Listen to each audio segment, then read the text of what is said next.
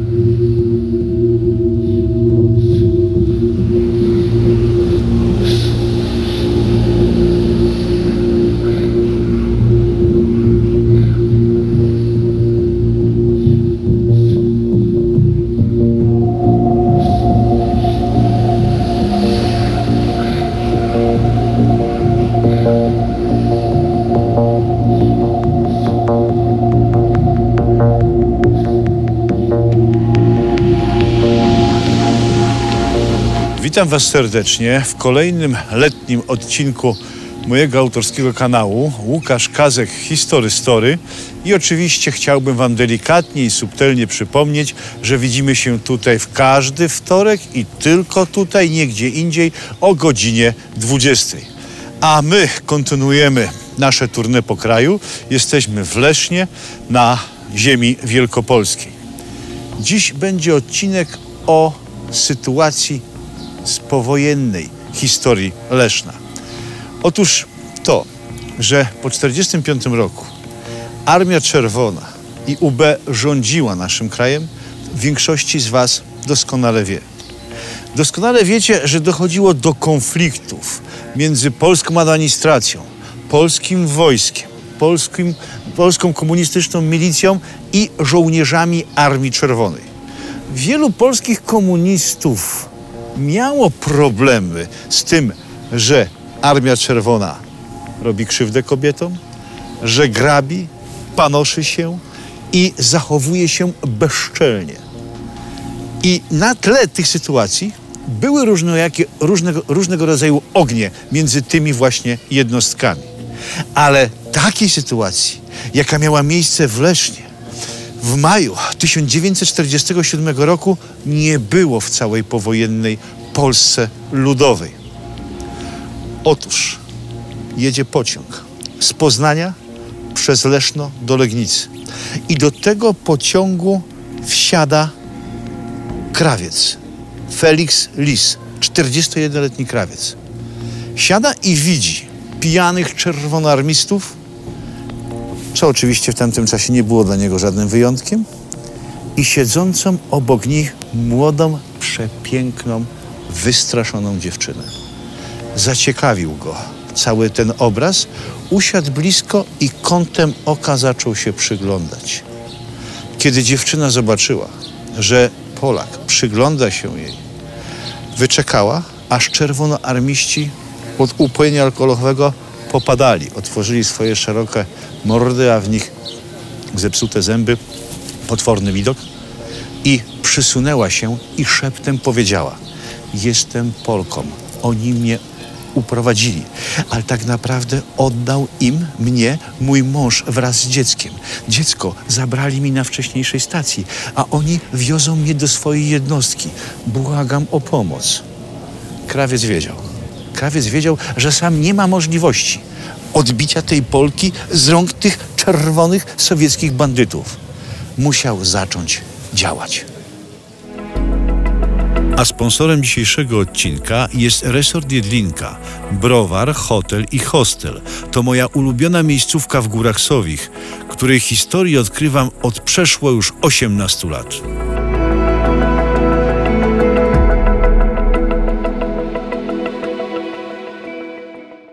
Złap totalny chillout z Lemon George'em.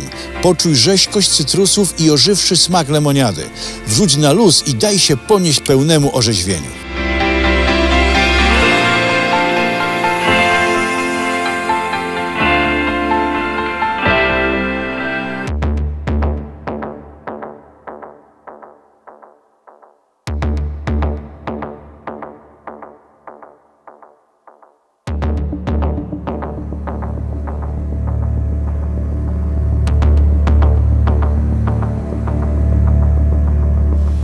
Lis idzie do konduktora.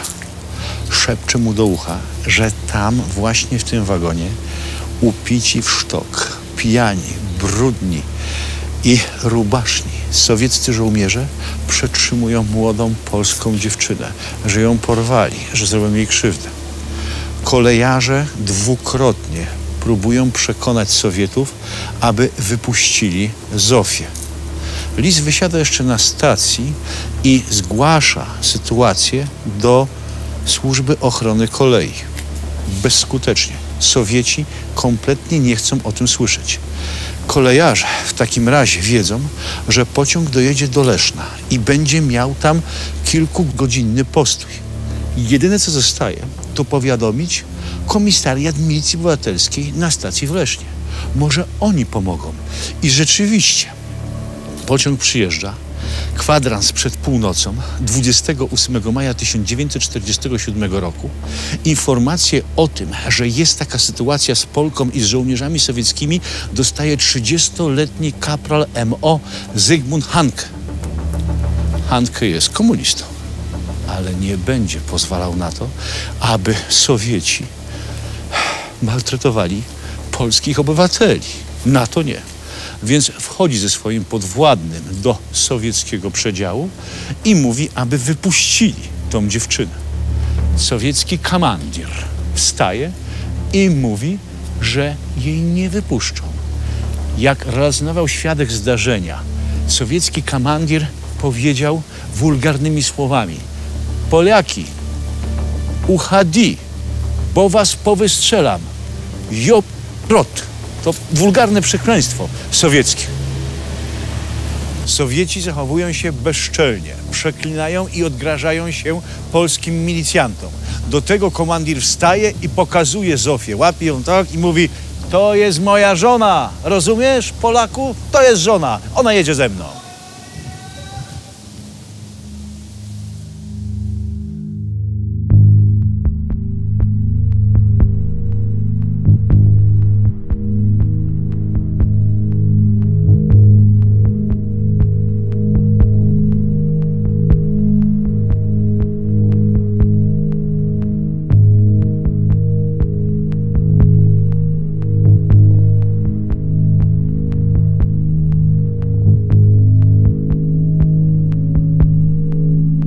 Milicjant Hanke doskonale zdaje sobie sprawę, że pijani Rosjanie z bronią i z ostrą amunicją czują się w Polsce bezkarnie i są zdolni dosłownie do wszystkiego.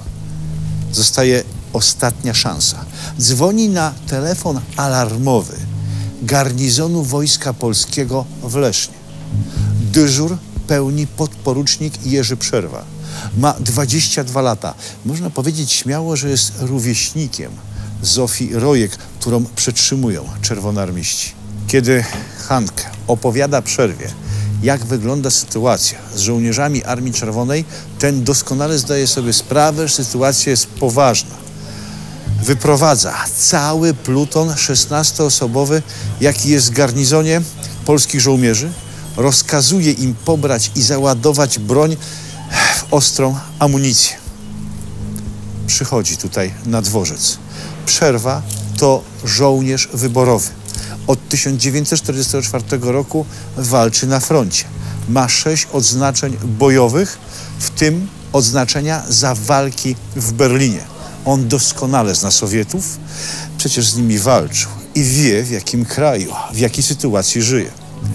Obstawia dworzec i każe żołnierzom, aby wyprowadzili wszystkich cywilów. Udaje się do szefa, do całej grupy żołdaków sowieckich. Jest to kapitan Sokołow i rozmawia z nim na temat uwolnienia Zofii. Kapitan sowiecki odmawia wydania dokumentów Zofii. Kapitan sowiecki nie ma dokumentacji, która wskazywałaby, że Zofia jest przez nich aresztowana, przetrzymywana, więc gdzieś musi być wieziona. Kapitan sowiecki mówi, że jest z kontrwywiadu, ale baczne oko podporucznika Przerwy widzi, że znaki na mundurze są takie, iż ten człowiek służy w artylerii, a nie w żadnym kontrwywiadzie. Umawiają się, że idą na osobistą rozmowę do wartowni Służby Ochrony Kolei. W tym czasie Przerwa zarządził, aby nikt dworca nie opuścił i żołnierze mają ten rozkaz wykonać. Kiedy oficerowie sowiecki i polski udają się do wartowni Służby Ochrony Kolei, Sowieci nie zamierzają respektować rozkazu Przerwy. Wychodzą. Polacy mówią stop. Sowieci otwierają ogień. Ale są w sztok pijani i nie potrafią celować. Za to polscy żołnierze są wypoczęci i gotowi. Skutek jest taki, że jeden czerwonoarmista szeregowy pada trupem, potem pada trupem 2 oficerów Armii Czerwonej i 5 czerwonoarmistów jest rannych. Polakom nawet nic, nie ma żadnego draśnięcia. Rozpoczęła się strzelanina. Efektem tego jest aresztowanie polskich żołnierzy. Ale zanim są aresztowani, Przerwa mówi do wszystkich swoich podkomendnych: nie bójcie się niczego, nic wam się nie stanie. Słuchajcie, mówcie prawdę jak było. Wszyscy, którzy są, widzieliście. To nie my zaczęliśmy, to zaczęli Sowieci. I na początku rzeczywiście Urząd Bezpieczeństwa, ten wewnętrzny tutaj w Lesznie, prowadzi sprawę i świadkowie zeznają. Sowieci zaczęli, Sowieci otworzyli ogień. Są ślady po kulach z broni maszynowej. Polacy nie mieli broni maszynowej. Ale później sytuacja się odwraca, kiedy śledztwo przejmuje Czerwony Kat, sowiecki oficer, Wilhelm Świątkowski, sowiecki oficer, który tylko dla niepoznaki nosi mundur polskiego oficera. I on na siłę doprowadza do tego, aby udowodnić, że to Polacy są winni, nie Sowieci.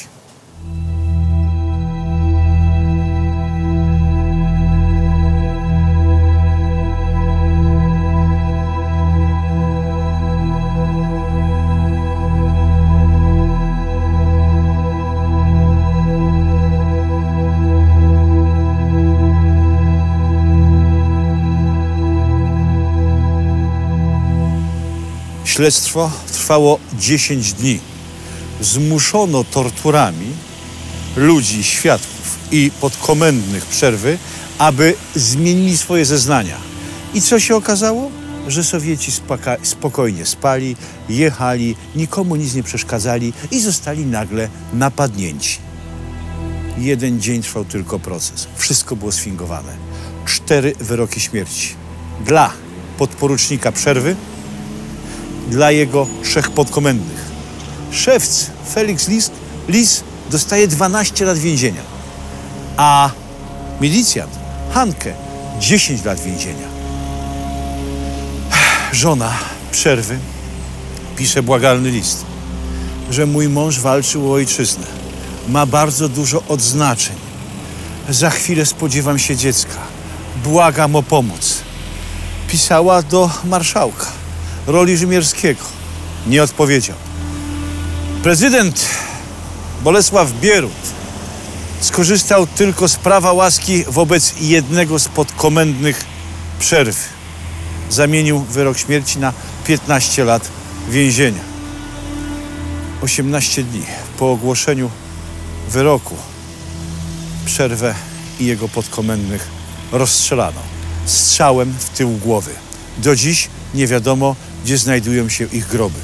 Kiedy ogłoszono wyrok kary śmierci, Przerwa stanął i powiedział, że marzy i chciałby się spotkać i żyć dla nienarodzonego jeszcze dziecka. Nie spełniono tego marzenia ani tej prośby.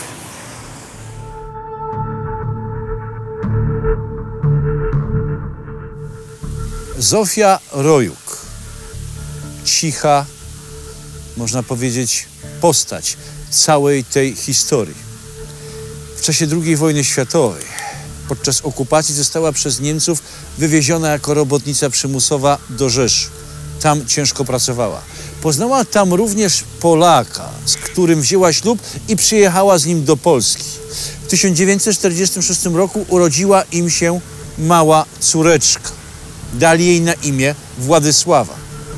W 1947 roku Władysława miała roczek, kiedy jej mąż Polak, Władysław R., wydał ją wraz z dzieckiem Rosjanom.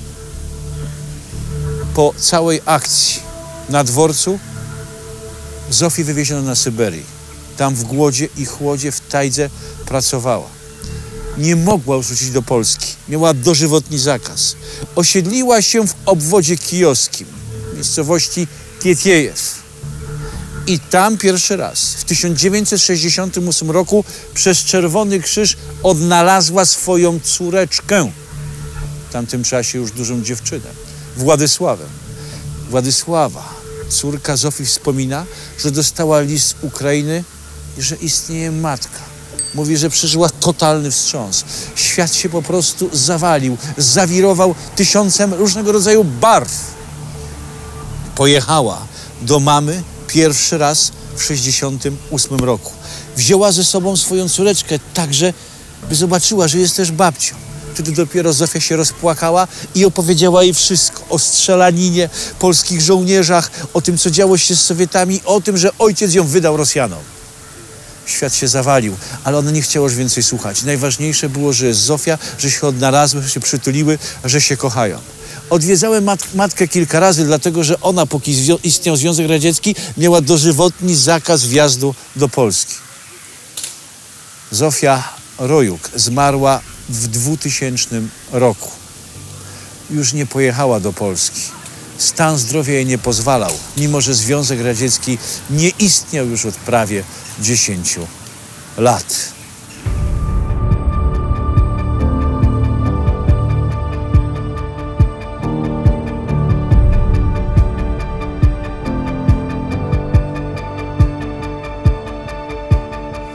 Kiedy ukazały się pierwsze publikacje tej historii, był to 2010-2012 rok.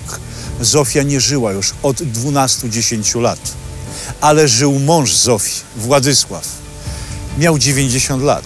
Jego obecna żona twierdziła, że jest chory i nic nie pamięta i nie chce do tej historii kompletnie wracać. Po dzień dzisiejszy nie udało się odnaleźć żadnego potomka i rodziny podporucznika Przerwy. Być może żyje jego dziecko. I dzisiaj mogłoby się dowiedzieć, że ojciec nie był zbrodniarzem, jak mówiono przez lata komunizmu, tylko bohaterem, który uratował życie 21-letniej dziewczynie. Słuchajcie, dziękuję wam bardzo, że jesteście z nami. To nasza kolejna wyprawa w kraj. Jesteśmy w Lesznie, w Wielkopolsce. Wspierajcie nas kawą i pamiętajcie, że można nas wesprzeć również przez YouTube'a. Pod każdym filmem macie zakładkę "Podziękuj", klikacie w nią i każdy dowolny gest jest dla nas bardzo ważny. A my podróżujemy dalej i dalej tworzymy dla was świetne i nietuzinkowe opowieści z przeszłości. Do zobaczenia w każdy wtorek o godzinie 20.